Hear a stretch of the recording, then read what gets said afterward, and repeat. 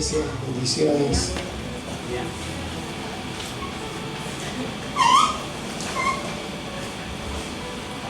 El Señor dice en su palabra que Él busca adoradores. Y no es lo mismo que buscar adoración, ¿sí? Ahí está un concepto que últimamente por ahí en algunos ámbitos se acentúa mucho, que la adoración pasa por este tiempo simplemente, ¿no? Por la música, por ciertas canciones, por ciertos ritmos, por ciertas letras. Pero la adoración va mucho más allá que cantar. La adoración es obediencia, ¿eh? Entonces, puede que no haya música, puede que no haya una canción, una letra, pero podemos adorar al Señor. Escuchar su voz cuando nos habla es adorar al Señor. Obedecer su voz es adorar al Señor. Amén. Entonces, Dios sigue buscando esos adoradores cada día, ¿sí? No es que los días domingos, los días determinados donde hay reuniones, Dios sale ese día. Dios en cada tiempo, en cada momento, en cada instante busca gente que le adore. Entonces, cuando entendemos este concepto y salimos de, por supuesto que la música y los cánticos son parte de la adoración y ayudan mucho, no lo es todo. ¿Amén? Puedo adorar a Dios en un aula de estudio, puedo adorar a Dios en una oficina, puedo adorar a Dios en un taller. Así que Dios nos ayude para que en este año, cada día, que Él busque un adorador en cada uno de nuestros hogares, en los ámbitos de trabajo en el que estamos, pueda encontrar en nosotros adoradores. Amén. Que le adoren en espíritu y en verdad. Adoración es más sencillo, tal vez ofrecer alguna forma de servirle, algún tiempo como este, pero adorador es alguien que tiene un corazón que busca al Señor, que no es perfecto, pero que sí está caminando en dirección a ese perfeccionamiento que Dios va produciendo en nuestros corazones. Amén. Y hoy empezamos el primer domingo del año 2024 en la casa del Señor, en familia, adorando su bendito y santo nombre. Y queremos compartir una palabra, y le invito a que abra su Biblia en el libro de Hebreos, capítulo 9. Vamos a leer del versículo 1 en adelante. Nuevo Testamento, libro de Hebreos, capítulo 9, del versículo 1 en adelante vamos a leer.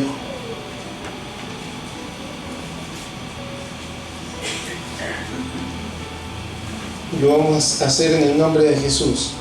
Amén. ¿Lo tiene? Bueno.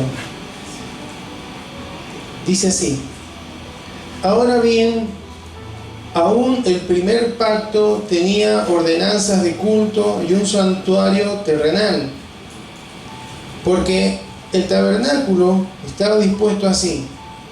En la primera parte, llamada el lugar santo, estaban el candelabro, la mesa y los panes de la proposición. Tras el segundo velo estaba la parte del tabernáculo llamada el lugar santísimo, el cual tenía un incensario de oro y el arca del pacto cubierta de oro por todas partes, en la que estaba una urna de oro que contenía el maná, la vara de Aarón que reverdeció y las tablas del pacto. Y sobre ella los querubines de gloria que cubrían el propiciatorio, de las cuales cosas no se pueden ahora hablar en detalle.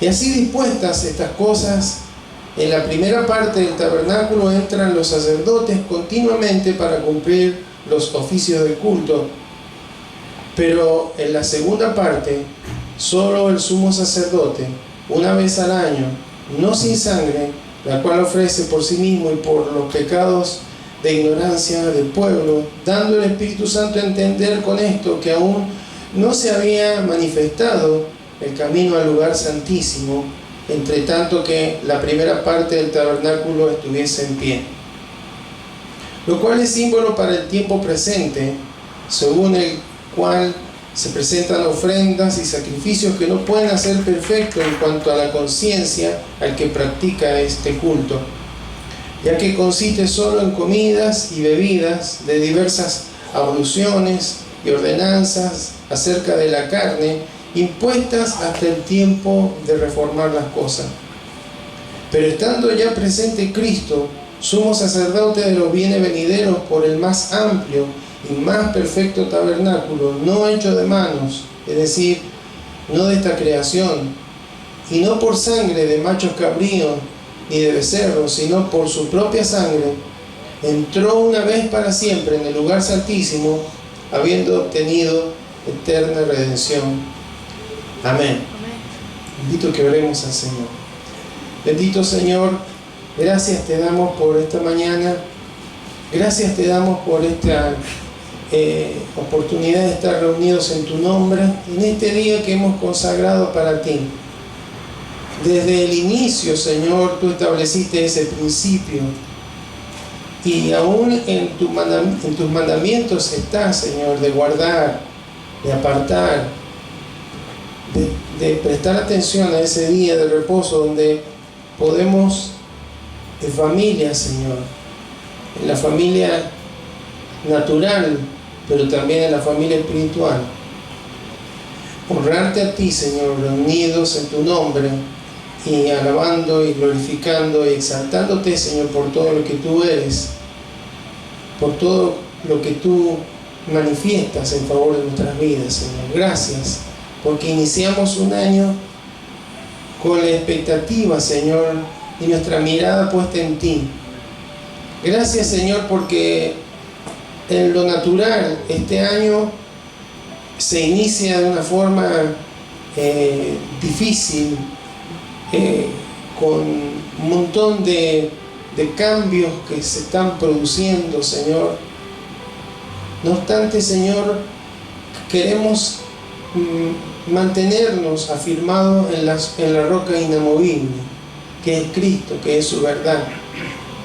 Y por eso, Señor, te damos gracias, porque cada vez que abrimos este libro, Señor, la Biblia, tu palabra, encontramos el consejo que nos ayudará, que nos instruirá, para que podamos enfocarnos correctamente en este año, para que sea un año de victoria, un año exitoso, un año en el que caminemos en tu palabra, en tu voluntad y en tu propósito, Señor.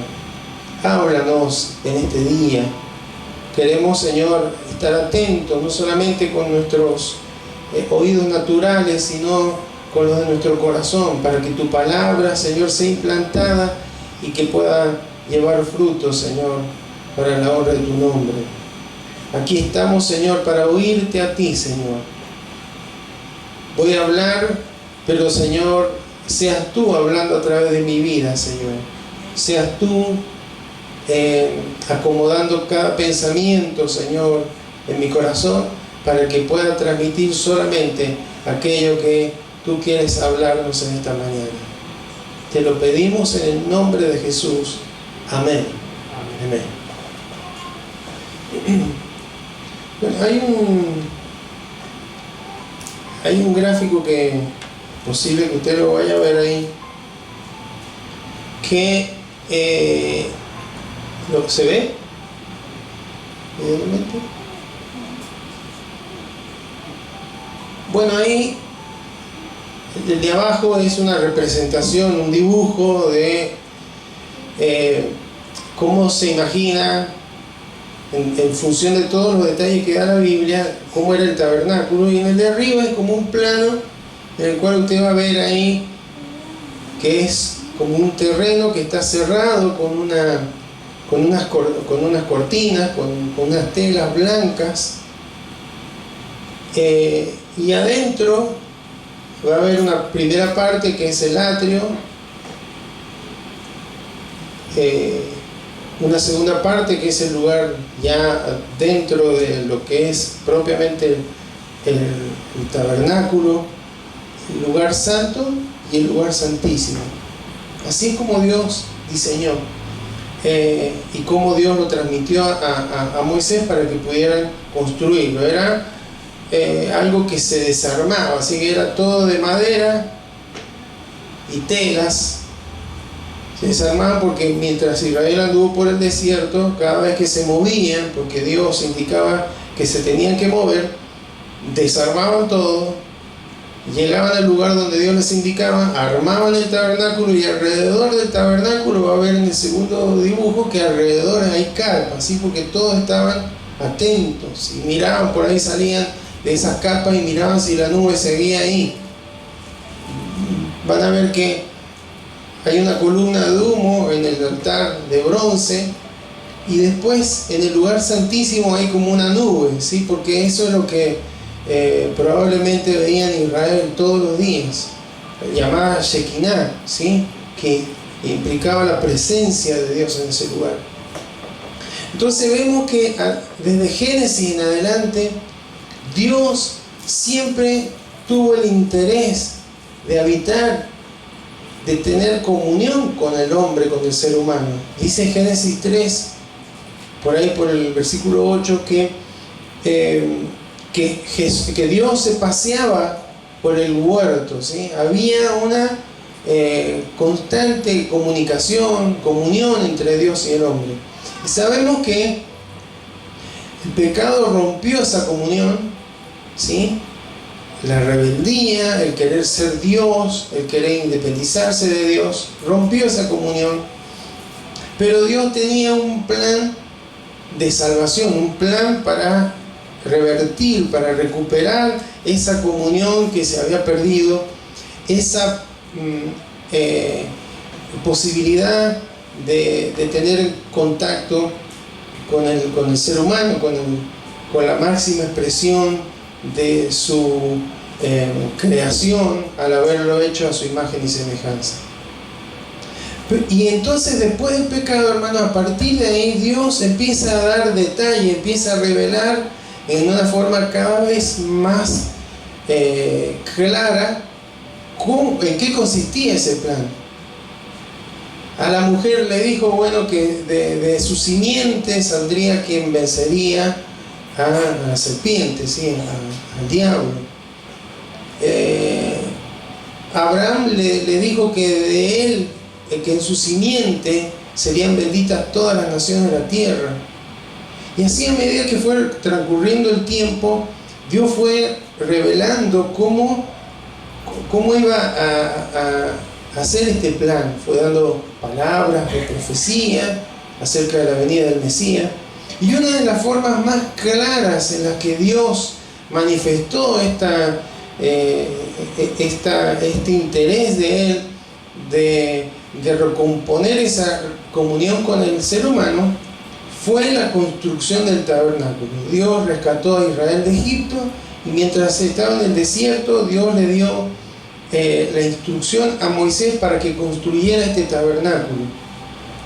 Entonces, dice por ahí en Éxodo 25:8, harán un santuario para mí y habitaré en medio de ellos. Ese fue siempre el interés de Dios, habitar. Habitar significa vivir, estar al lado, estar continuamente con alguien, ¿no? Entonces, como ustedes pueden ver, todo alrededor era blanco. Eso representaba la santidad de Dios. Era imposible para el ser humano, para el hombre, llegar al lugar santísimo, a la presencia misma de Dios, por causa del pecado. Pero Dios, además de todas esas cortinas o esas telas que eran de más de 2 metros de alto, había hecho una puerta que era también de cortinas, de bonitos colores, con algunas bordados especiales. daban la oportunidad, como diciendo, hay una puerta, hay una entrada para llegar a la presencia de Dios, es posible. Dios ha abierto una puerta. Y por supuesto, toda la simbología del tabernáculo habla de la obra de Cristo. Jesús dijo, yo soy la puerta. Amén. O sea que si alguien iba a llegar al lugar santísimo, a la presencia de Dios, era a través de Cristo. Lo primero que encontramos después de pasar la puerta es el altar de bronce. El altar de bronce era donde se ofrecían los sacrificios, donde se quemaban los corderos. Y ese altar era hecho de madera, revestido en bronce, para que pudiera soportar el calor. ¿Por qué de madera revestida de bronce? Porque ambos materiales hablan, por un lado, de la naturaleza humana de Jesús, y por el otro lado de la naturaleza divina, imperecedera, ¿sí? Entonces ahí está hablando de la obra de Cristo, el sacrificio perfecto. Luego de ahí los sacerdotes, antes de entrar al lugar santo, tenían que lavarse los pies y lavarse las manos, ¿sí? Porque eso simboliza la contaminación. Uno al caminar, al andar, no en forma física, pero en lo espiritual a veces se ensucia, ¿sí? Con cuestiones que le desagradan a Dios. Entonces, antes de entrar y seguir en dirección a la presencia de Dios, había que lavarse los pies y había que lavarse las manos. Esto representa, hermanos, la palabra del Señor.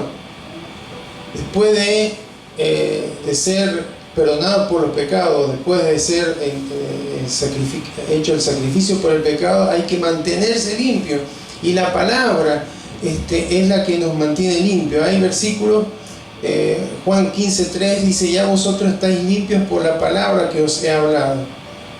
Y Efesios 5:26 dice, habiéndola purificado en el lavamiento del agua por la palabra, ¿sí? Entonces todo eso era un simbolismo. La mayor parte del pueblo de Israel lo vio como una religión, como rituales, pero Dios estaba preparando para que vieran cómo podían llegar a su presencia.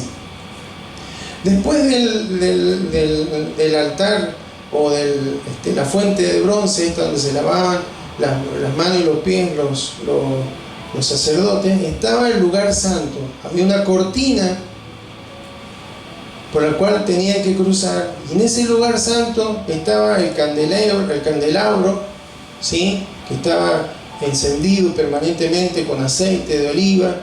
Estaban los panes de la proposición, estaba el altar del incienso,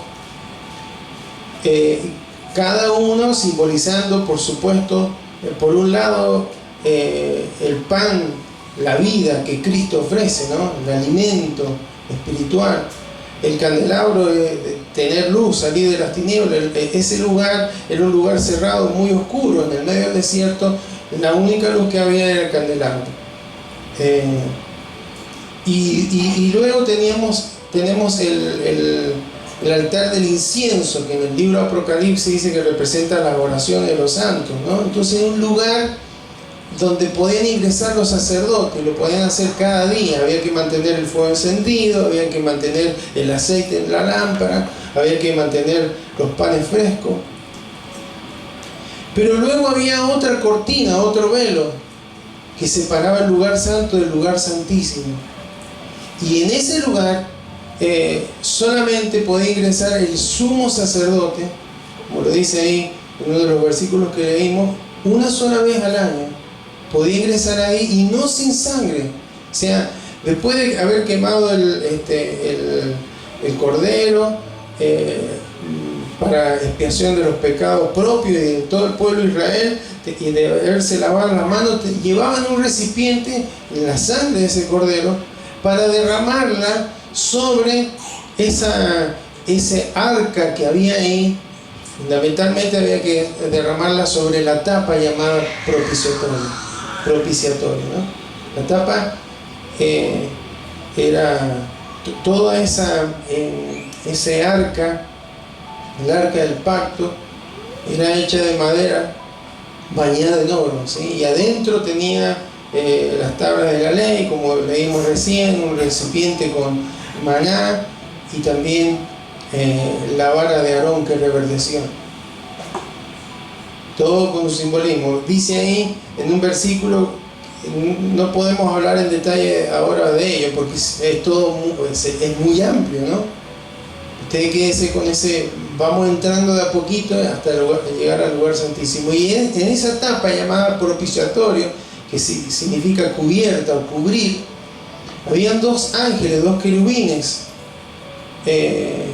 mirando hacia esa tapa que simboliza la presencia de Dios, el trono de Dios, la santidad, el poder de Dios. En ese lugar era derramada la sangre. Y al lugar santísimo, hermano, una vez al año entraba ese sumo sacerdote y entraban con temor. No hay registro bíblico que algún sumo sacerdote no haya salido, pero dicen los historiadores que al sumo sacerdote lo ataban con una soga y entraba, pues si caía muerto nadie quería ir a buscarlo, entonces lo iban a tirar de afuera. Ese era el temor que había, porque ahí estaba literalmente la presencia de Dios. A veces cuesta de ver, pero si Dios llena la tierra, es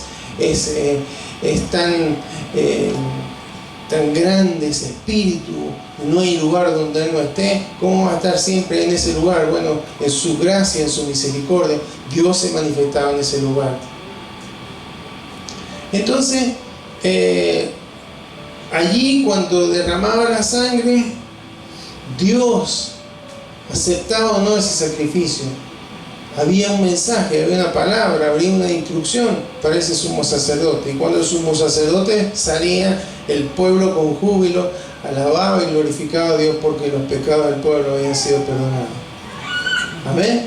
Entonces, muy interesante esto, ¿no? Cuando uno va parte por parte viendo las telas, por qué el lino, por qué el color blanco, por qué el color azul, por qué estos detalles, ¿sí? Por qué los querubines bordados en las cortinas. Bueno, todo tiene un significado.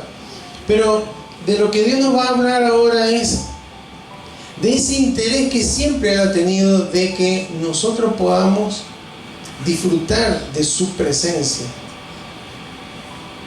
¿sí? No con temor como entraron los sumos sacerdotes, sino con gozo, con alegría.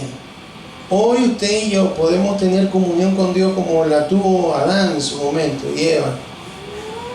Podemos hablar con Él, podemos comunicarnos con Él, pero Él quiere manifestarse de una forma especial en cada uno de nosotros. Entonces, podríamos decir que todo lo que es el atrio y el lugar santo representa el Antiguo Testamento, el Antiguo Pacto, ¿sí? Todo lo que es ceremonial, todo lo que es la instrucción para poder llegar al lugar santísimo. Y el lugar santísimo representa el nuevo pacto, la posibilidad de entrar a la misma presencia de Dios, la posibilidad de tener comunión con Él, la posibilidad de que Él nos hable, de escuchar su voz, de ser instruido por Él. Entonces, el atrio estaba cerca del lugar santísimo, pero no en la presencia del Señor. El lugar santo estaba pegado al lugar santísimo, pero no estaba ahí la presencia del Señor, la presencia de Dios. Entonces,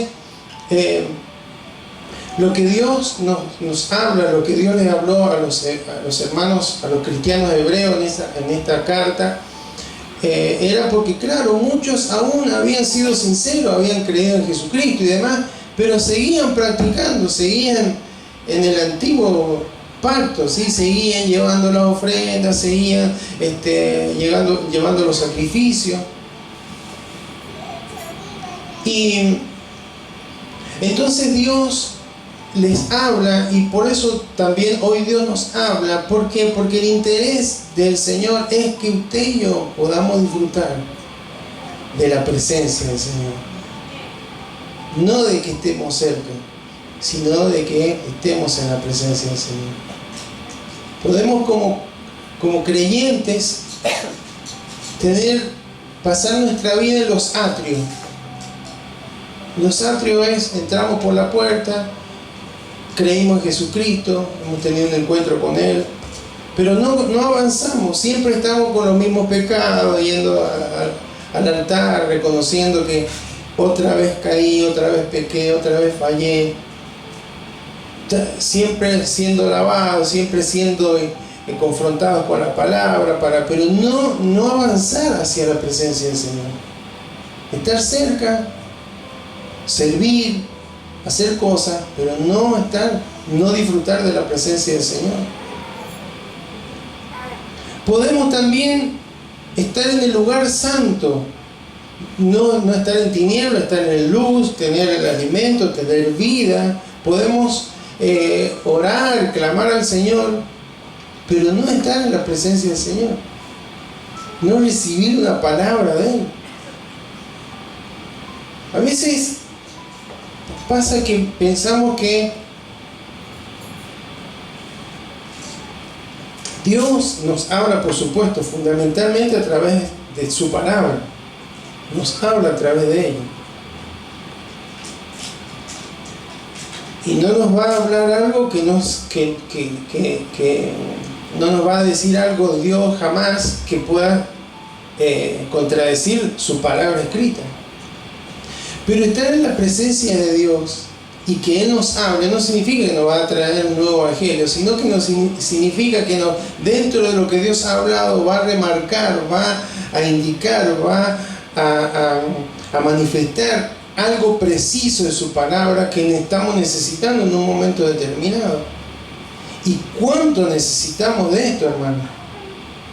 Porque cuando vemos la historia bíblica, vemos hombres y mujeres que caminaron en la palabra de Dios, en la promesa de Dios, con la seguridad de saber que iba a alcanzar aquello que Dios les había indicado que debían alcanzar. Ya sea en medio de un desierto, ya sea en una lucha contra algún ejército enemigo, en medio de una plaga, de la escasez, de la enfermedad, pero sabían. Ahí en unos capítulos más adelante, en Hebreos 11, encontramos el ejemplo de mucha gente que le creyó a Dios, pero que tuvo la posibilidad de oír la voz de Dios de una forma notable, ¿sí? Entonces, hermano, lo que Dios nos está indicando a través de esta palabra es que este año, si queremos caminar en victoria, si queremos caminar en una vida plena, si queremos tener éxito en nuestra vida espiritual, pero en nuestra vida familiar, el que estudia, el que trabaja, el que tiene proyectos, hermano, hay que buscar la presencia del Señor. Hay que ir a la presencia del Señor. No podemos acostumbrarnos a estar cerca, pero no en la presencia del Señor. No podemos estar moviéndonos simplemente como los hebreos acá en el Antiguo Testamento, cerca, sabiendo de lo que lo que Jesús ha hecho. Aún dice ahí en los versículos que leímos, que ya ahora no por sangre de machos cabríos ni de becerros, sino por su propia sangre entró una vez para siempre en el lugar santísimo. Jesús abrió la puerta, el acceso para que cada uno de nosotros pudiéramos llegar a la presencia misma del Señor. Y esto no es una cuestión para ciertas personas. Bueno, debe ser los pastores, los profetas, las personas que tienen algún llamado especial. Hermano, esa apertura es para cada uno de nosotros. Dice la palabra de Dios que cuando Jesús expiró, el velo del templo se rasgó en dos. Quedó abierta la posibilidad de acceder a esa presencia de Dios maravillosa. Amén. La cual, hermano, no es una cuestión inalcanzable, no es algo, ¿qué será? Estar en la presencia de Dios, ¿será que voy a ver una nube, voy a temblar, voy a caer? Algo va. Es, hermano, tener comunión con Dios, es aprender a oír su voz, a escucharle, a que Él se manifieste en nuestro corazón, dándonos fortaleza. Necesitamos, hermano, movernos y mantenernos en la presencia de Dios. Podemos estar en luz, podemos estar con buena palabra, ¿sí? Con buen alimento, podemos presentar el mejor servicio, pero si no llegamos a la presencia, al Santísimo, al lugar donde la gloria de Dios se manifiesta, hermano, no vamos a poder caminar en victoria. Amén. Si yo le pregunto cuántos quieren caminar en victoria, cuántos quieren moverse en fe y ver la mano de Dios obrar más allá de lo nuestro, nuestra fuerza, ¿cuántos lo quieren ver? Pero eso depende cuánto busquemos la presencia del Señor. Toda la primera parte es el esfuerzo humano, ¿sí? Bueno, yo llevo el cordero, yo me lavo las manos, yo prendo la luz. Pero, hermanos, en la presencia de Dios es Él obrando, es Él manifestando su gloria. Dice la Biblia que cuando Moisés estuvo en el monte y estuvo en la misma presencia de Dios, bajó con su rostro resplandeciente, ¿sí? La presencia de Dios nos cambia, hermano, el rostro, nos cambia todo. Entonces, es por eso que Dios nos habla que debemos buscar su presencia. Y en Hebreos 10, 19 y 20, dice: así que, hermanos, teniendo libertad para entrar, ¿en dónde? En el lugar santísimo por la sangre de Jesucristo. Le está hablando en términos que ellos entendían, como diciendo, ya no es solamente el sumo sacerdote, ya hay uno que entró una vez para siempre para que todos puedan tener acceso a la presencia del Señor, por el camino nuevo y vivo que Él nos abrió a través del velo, esto es, de su carne. ¿Amén? En Juan 1:1 encontramos que dice: en el principio era el verbo, y el verbo era Dios, era con Dios, y el verbo era Dios. Y en el versículo 14 dice: y aquel verbo fue hecho carne. Jesús, hermano, tomó la forma humana, un cuerpo de carne y hueso, pero sin pecado, ¿sí? Sin pecado, en semejanza de carne de pecado, dice la Biblia en el libro de Romanos. Pero, ¿qué significa esto? Que Jesús, hermano, desde que inició su ministerio o antes, podría haber en cualquier momento pecado. Estuvo bajo todas las presiones, tentaciones que pudiéramos tener nosotros, sino que Él decidió honrar al Padre, obedecerlo. Pero para que cada uno de nosotros pudiéramos tener acceso a ese lugar santísimo, a la presencia misma de Dios, su carne tuvo que ser quebrantada. Amén. Su carne tuvo que ser quebrantada. Él murió en la cruz, con sus manos, sus pies clavados, con su cuerpo todo lacerado, con la corona de espina que lastimó su sien. Hermanos, esto habla que nosotros también, para poder estar en la presencia del Señor, tenemos que vencer la carne. Tenemos que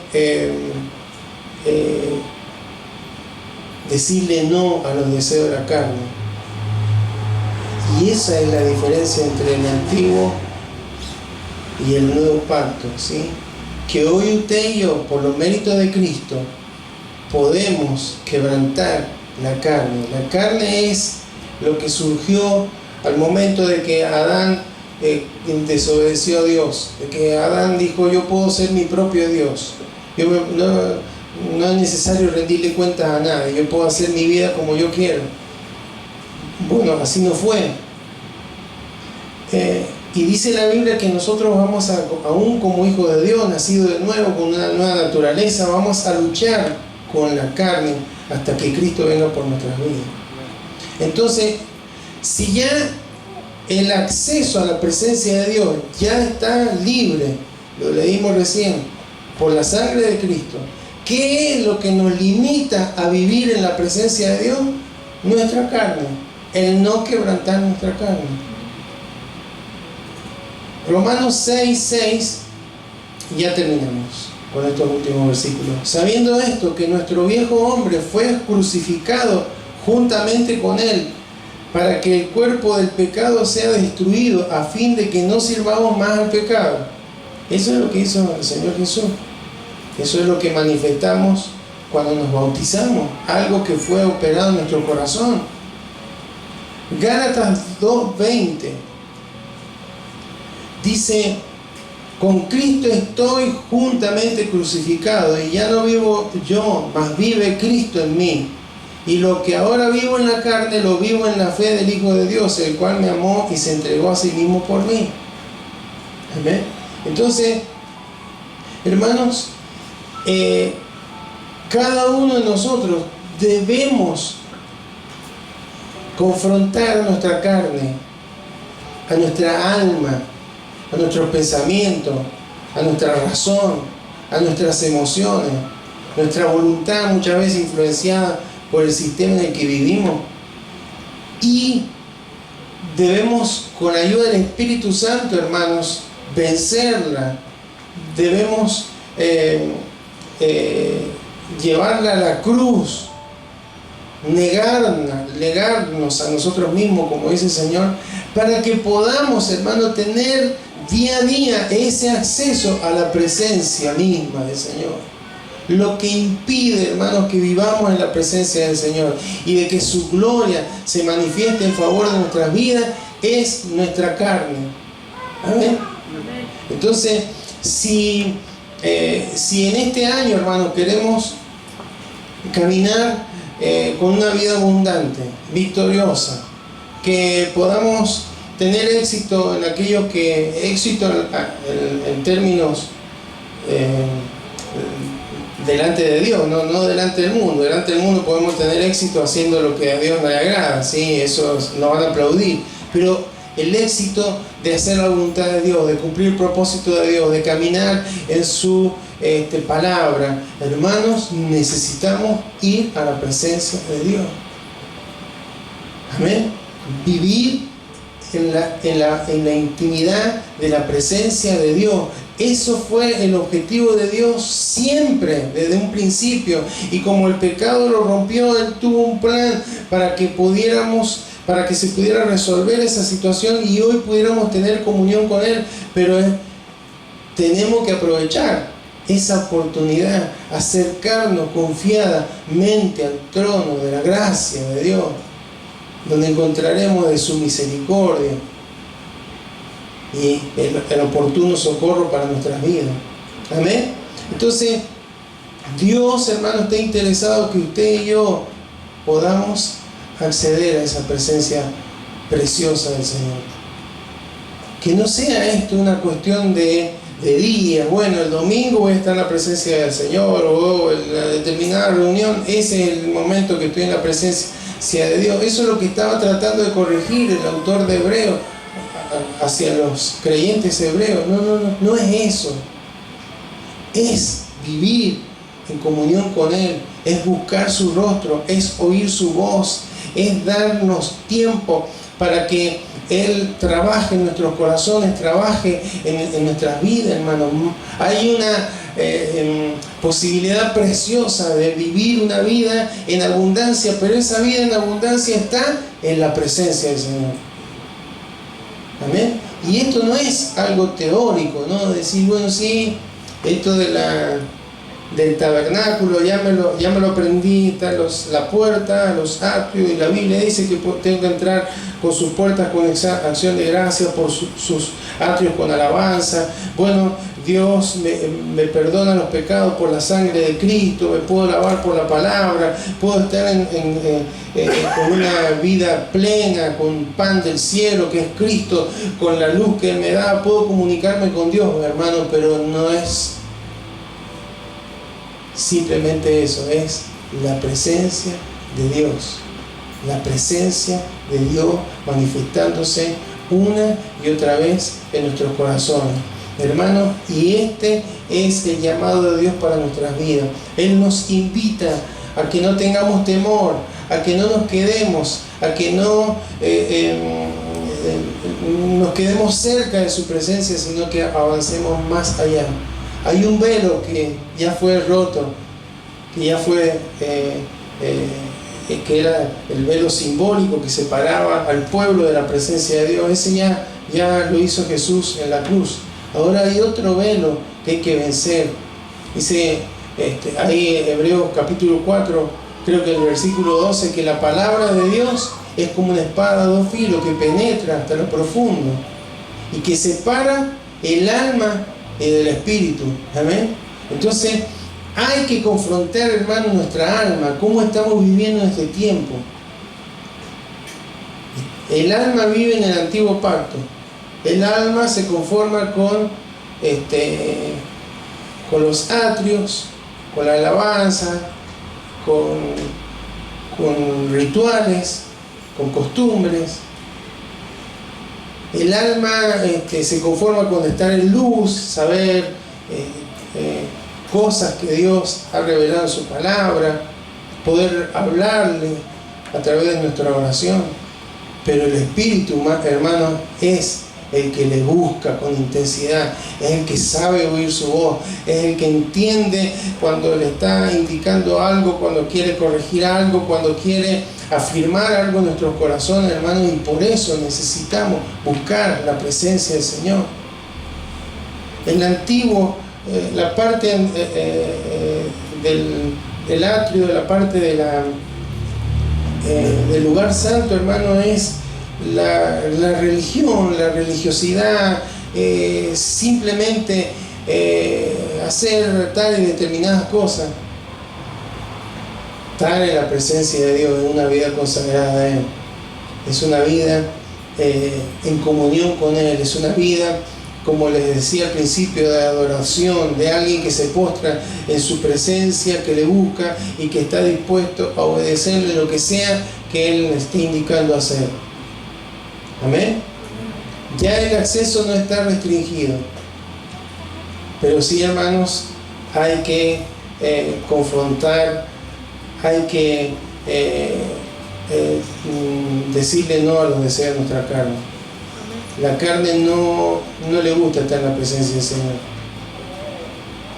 La carne, después de unos minutos de oración, ya quiere ir a ver televisión, quiere hacer cosas. La carne, después de unos minutos de estar acá,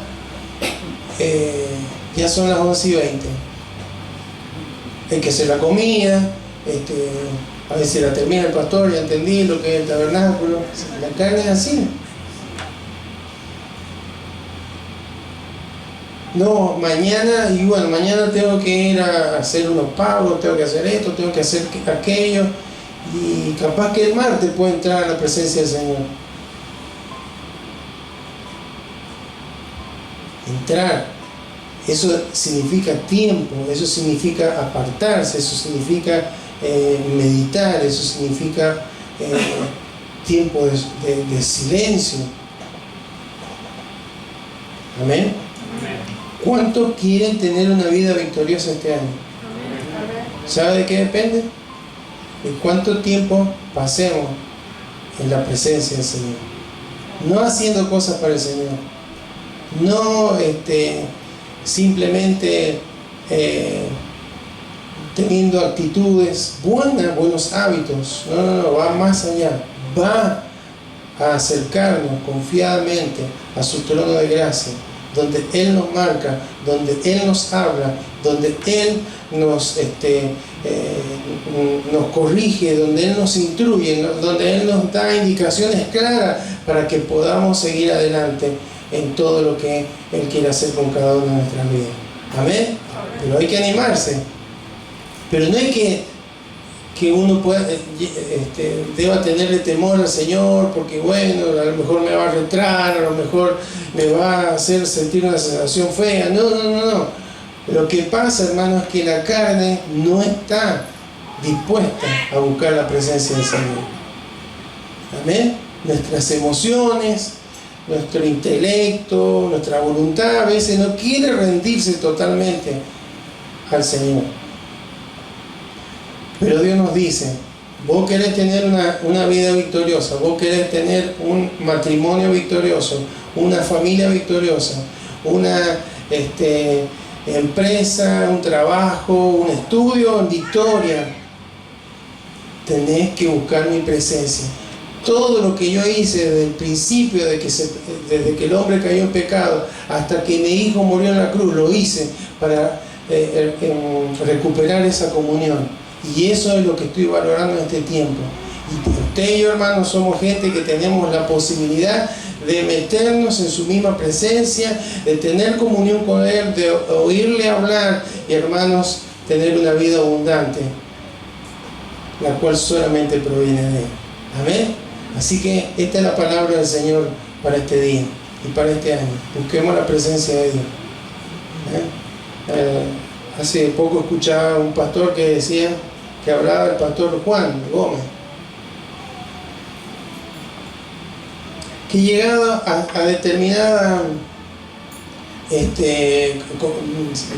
tratando de solucionar situaciones o tratando de confrontar personas, terminaba diciéndole: a usted le falta intimar con el Señor,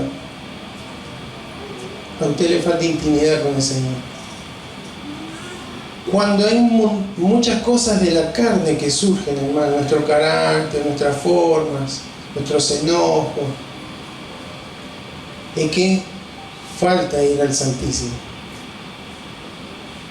Moisés, un hombre que manso, dice la Biblia, pero por ahí se le salió la cadena. Una vez Dios le dijo que le hablara a una roca y la golpeó. Pero cuando él estaba en la presencia del Señor, hermano, su rostro cambiaba, su actitud cambiaba, sus formas cambiaban. Entonces, hermano, necesitamos tener mayor intimidad con el Señor. Amén. Amén. Así que Dios nos ayude, Dios nos invita, ya hizo todo lo posible, lo que era necesario hacer para que usted y yo podamos disfrutar de su presencia con gozo. Amén. Invito que se coloque de pie, vamos a orar.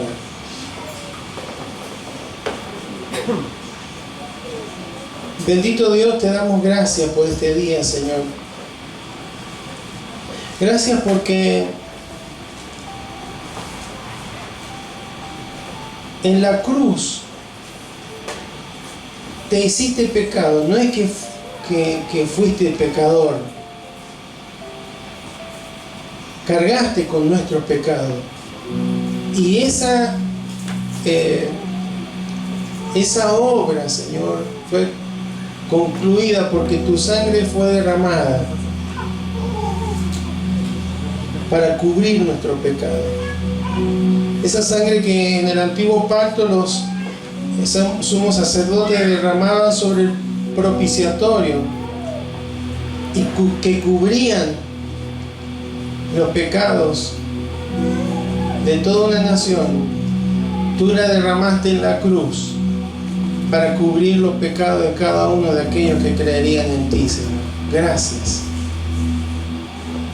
porque no solamente esto fue lo que ocurrió, sino que tu carne, Señor, como dice la Escritura, que era el velo, fue también rasgado. Lo cual nos enseña, Señor, en el día de hoy, que nosotros tenemos que confrontar nuestra carne nuestra vieja naturaleza, nuestro yo, nuestro egoísmo, que intenta resurgir cotidianamente, Señor. Porque vivimos en un mundo que trata de ensalzar el ego. Entonces luchamos contra esto.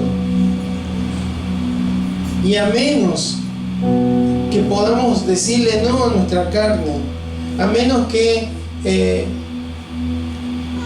podamos morir a nuestros deseos, Señor,